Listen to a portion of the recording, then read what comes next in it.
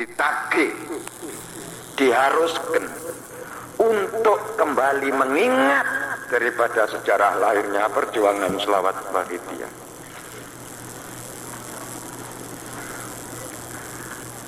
Kita harus memaklumi sebagaimana apa yang disabdakan oleh Rasulullah sallallahu alaihi wasallam.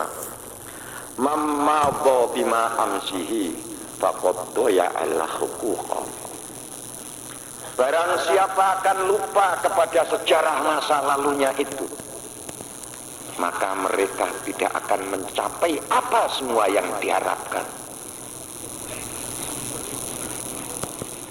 Sehingga apa yang kita semua cita-citakan, semua yang kita usahakan, semua yang kita programkan, tidak akan bisa membawa hasil apabila kita betul-betul lupa kepada masa lalunya, masa sebelumnya. Sehingga sekaligus semua apa yang terjadi di dalam proses pada awal pertama Wahidiyah, sehingga pada zaman kita ini semuanya hendaknya kita jadi pelajaran bagi kita untuk melangkah kelanjutannya. Para bapak-bapak serta para ibu-ibu, memang kalau kita menyadari pada waktu sejarah ketika saya masih pertama kali menjadi penyiar Shalawat Wahidiyah Kabupaten Malang, pada waktu itu pertama beliau Hadratil Mukarram Qaddasallahu sirruh hadir ke Malang, rawuh di Malang. Biasanya itu setiap kecamatan harus diminta dirawuhi, yang akhirnya pada waktu itu beliau rawuh di Bulawang, ya hanya sekitar yang di hadapan beliau tidak kurang dari 100 orang banyaknya pada zaman masa itu.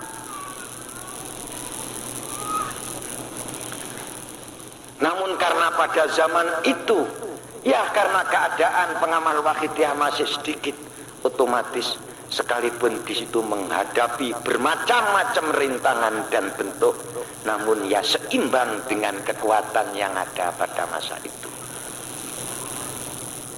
Otomatis dengan begitu besarnya Wahidiyah, otomatis semakin besar, otomatis semakin besar pula apa yang perlu harus dihadapi oleh perjuangan Wahidiyah.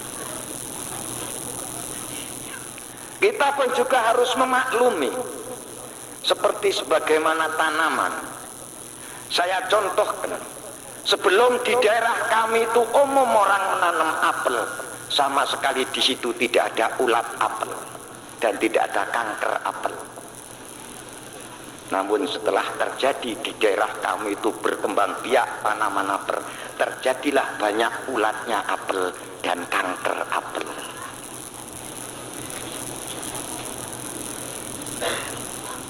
Ini sudah sunatullah.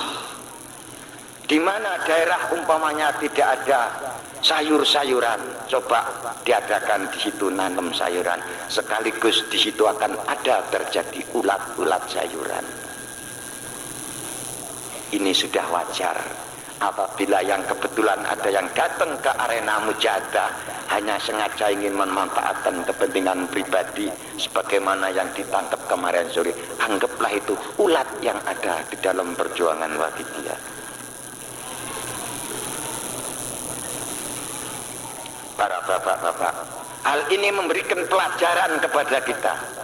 Bagaimanakah cara kita memagari dan bagaimana kita menyelamatkan dari kesucian dan kemurnian ajaran Wahidiyah yang tidak ringan beliau sampai kepada tingkatnya melahirkan Wahidiyah ini dengan bermacam-macam riadah dan bermacam-macam cara yang ditempuh oleh beliau.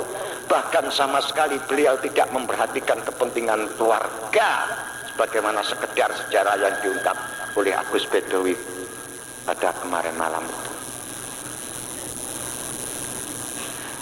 Sekarang kita diamanati bukan sekedar untuk disuruh menyiarkan dan membina pengamal itu saja, namun di samping itu berkewajiban pula, lebih aham pula, kita harus menyelamatkan daripada Wahidiyah itu, menyelamatkan daripada kesucian wakidiyah itu. Jangan sampai kesucian itu tercoret-coret oleh bentuk-bentuk yang sehingga mengaburkan atas kesucian wakidiyah itu sendiri.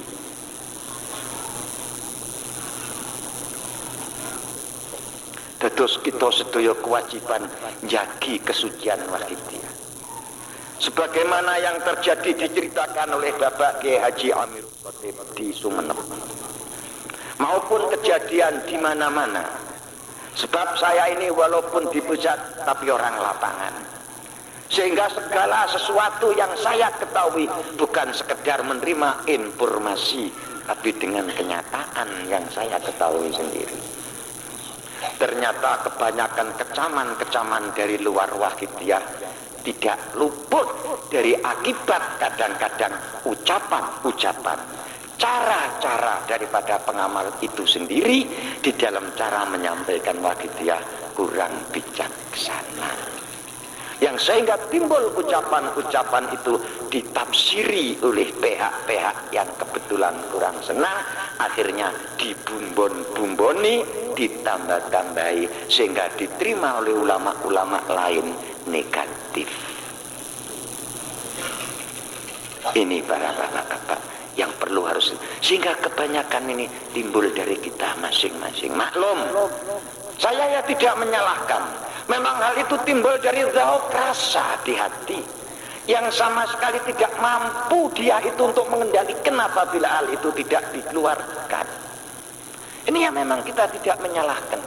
Namun kita harus bisa membedakan antara hukum khisyah, hukum rasa, dengan hukum syariah lahiriah. Saya contohkan, hukum syar'i mengharamkan orang punya hadas besar, umpamanya untuk membaca ayat Al-Quran.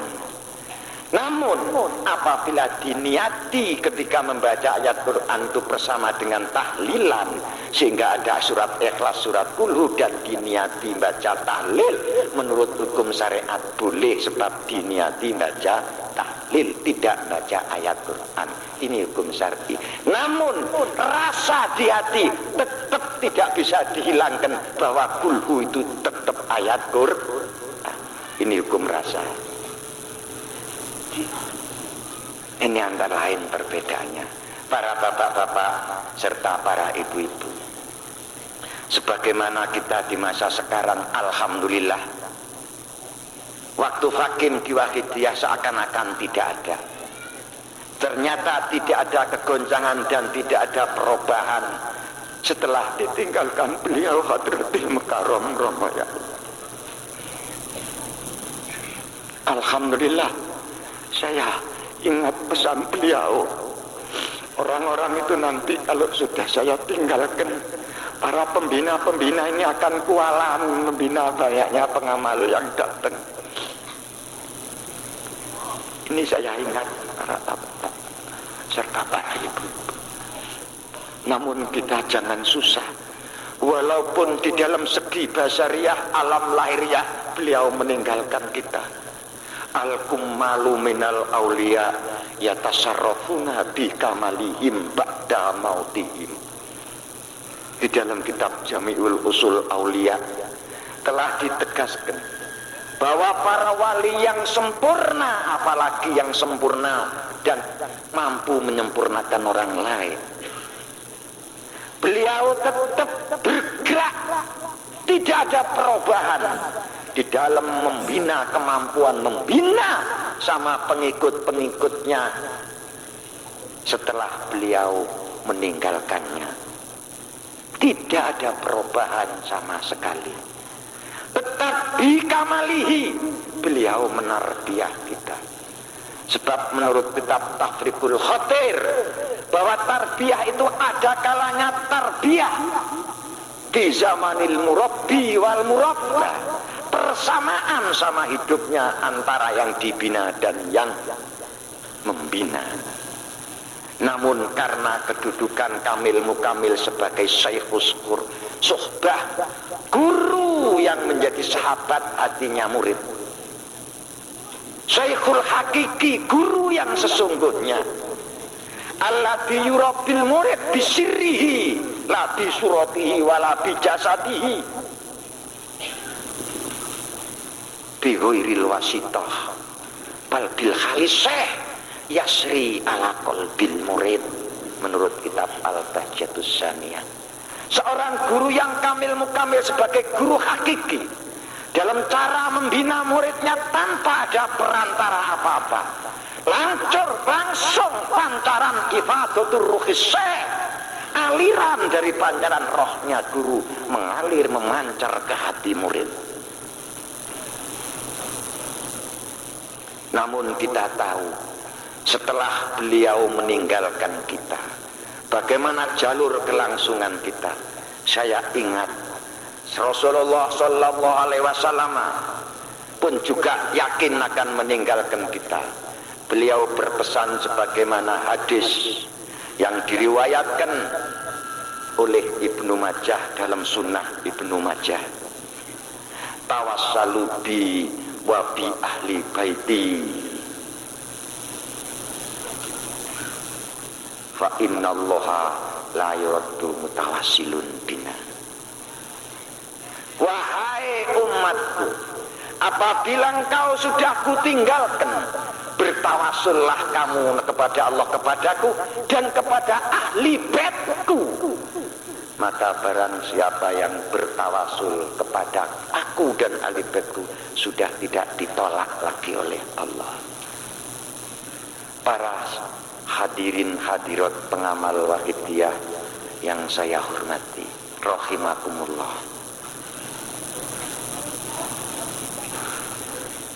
Kita kepada beliau sebagai syekh, kita harus memaklumi sabda Rasulullah Sallallahu Alaihi Wasallam, as-syekh kan nabi ala ummatihi, rawahul Baihaqi, bahwa guru syekh terhadap pengikutnya sebagai nabi terhadap umatnya. Apabila nabi menganjurkan dan memberikan tempat bagi ahli baitnya untuk kita jadikan tawasul kita kepada beliau dan kepada Allah, pun begitu juga